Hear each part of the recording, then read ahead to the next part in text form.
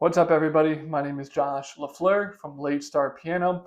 Today, we're going to be going over the power of having deadlines in your piano practice. Why you should have deadlines, how they help you, how do you make a deadline, and everything else you need to know to use deadlines to help you become a better piano player. So, without further ado, point number one is how to use deadlines to help you become a better player.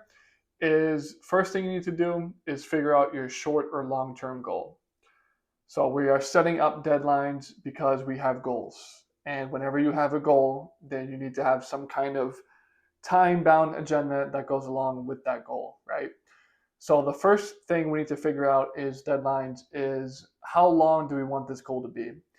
And you need to figure out if it's a short-term goal or a long-term goal. And I've talked about this before, but if you are brand new to piano, you can't read sheet music, you've never touched a piano before, you've never taken any lessons, anything like that, your short-term goals should be about 1 to 2 weeks. Short-term goals are 1 to 2 weeks, long-term goals are about 2 to 4 weeks, or 3 to 4 weeks.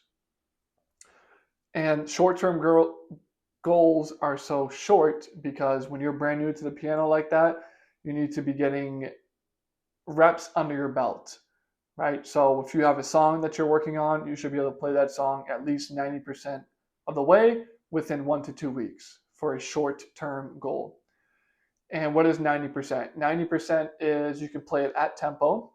Your phrasing is correct, so you're coming in on the downbeats and you're playing the offbeats within time.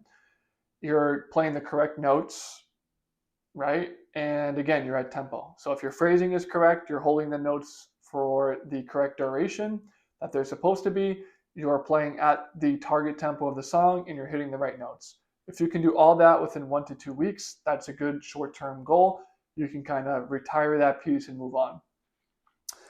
And the last 10% would be things like expression and articulation, which are important and you want to try to implement, but that can always be improved. So your expression, your articulation, those are things that can always be improved, which is why it's that last 10%, and you don't have to keep hammering it home because it's never going to be perfect, right?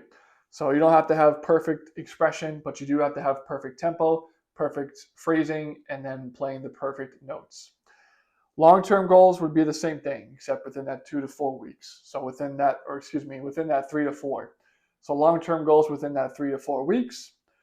Can you do the same thing? Is your phrasing good? Are you coming in on time? Are you playing the correct notes? And are you doing it at tempo? If you can do all that within 3 to 4 weeks, that's a good long-term goal for you. And those are pieces. You can also do things like scales. Maybe you want to play your C major scale and you want to play it with both hands in parallel motion at 100 beats per minute, right? And maybe you're starting out with C major. And that can be your 1 to 2 week goal. That can be your short-term goal. Or you can do hand exercises, or you can do new chords, or whatever you want to do for your short-term goals or long-term.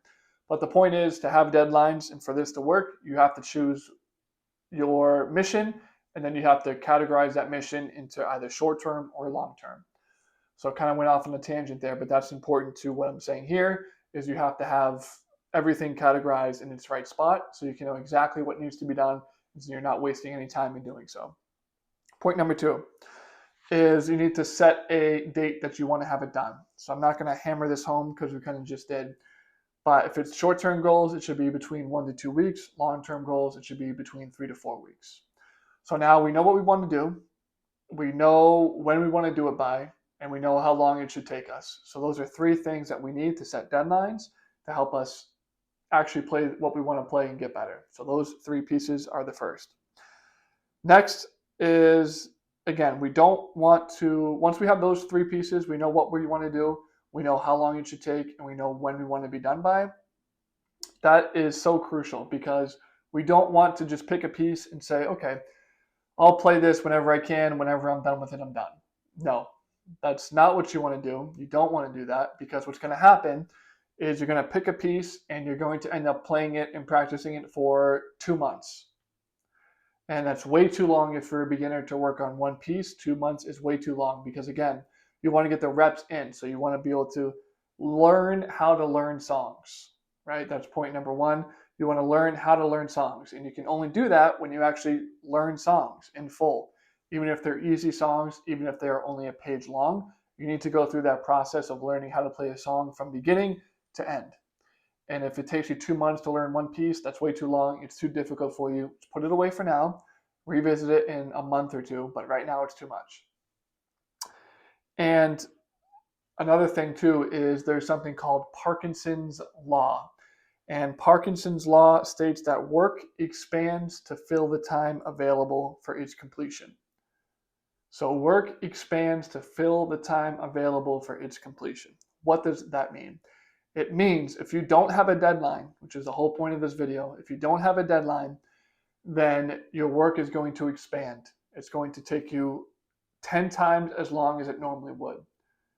So again, if you pick a song, even if it's something easy, let's say it's within that short-term goal range, but let's say for this example, you don't have any goals, you pick an easy song, you might be working on that for 3 to 4 weeks, maybe a month.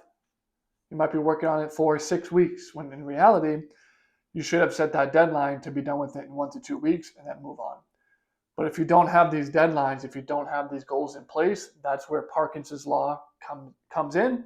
That's where time expands, and it's taking you 10 times now as long to increase your piano playing by 2 levels. And to speed up this process, to get better at playing the piano, you need to play songs. And to play songs, you need to play them in a shorter period of time. So all of this ties in together, which is why deadlines are so important to have, no matter what you're practicing with the piano, whether it's songs, like I said, whether it's scales, some kind of arpeggio, some kind of hand-in technique, whatever it is that you're working on, you need to have goals and you need to have deadlines for each of those. Okay. And Parkinson's Law is especially important for those of you who don't have a teacher. Because if you have a piano teacher, they can hold you accountable and they can kind of push you along to make sure that you're not taking too much time to complete one thing. But if you don't have a teacher, you don't have somebody there to hold you accountable, that's where you really need to imprint this Parkinson's Law in your brain and constantly be reminding yourself of it so that you can hold yourself accountable and you can get things done a lot faster. Right? Because when you have a teacher, when you're paying for a teacher and you're going to your weekly lessons, all of that is built in. The accountability is built in, your roadmap is built in, your goals are built in, everything is done for you. You just have to do what you're told, do what you're told to practice, and you're going to get better. But if you're self-taught, if you don't have a teacher, then you need to be aware of all of these things so that you can improve and make sure that you're not taking longer than you should be. Right? So again, just to kind of recap everything, in order to have deadlines for the piano, you need to figure out whether it's a short-term or a long-term goal. First, you need to figure out what you want to do, then figure out if it's short-term or long-term. Then you can figure out the exact day you want to be done and all the details like the tempo you want to be at, if you want to be doing something with both hands or one hand, whatever it is. Once you have your goal laid out and everything is defined and everything is detailed out, then you can set that deadline and then you can just be aware of Parkinson's Law. Make sure you're not taking too much time to hit that one goal, okay? So with all that said, I do have a free guide, a free PDF on my website, www.latestarpiano.com. Link is down below. This free guide has 34 essential tips for the brand new adult beginner piano player. We're going to be talking more about mindset and your approach. We're going to be talking about practice strategies. We're going to be talking about music theory. And at the end, we'll walk you through how to play your first song note by note. So to get that, again, it's completely free. Head over to www.latestarpiano.com. Click on the big bright purple button on that page, enter in your name and email address, and you'll have instant access to that guide. In addition, if you want to take it even further, if you want help with being held accountable, with setting your goals, with setting deadlines, I am offering piano lessons right now via Zoom. To get started with those, send me an email, latestartpiano@gmail.com. That's also in the description below, and we'll set up a day and a time that works best for you. With all that said, my name is Josh LaFleur with Late Start Piano, and happy practicing.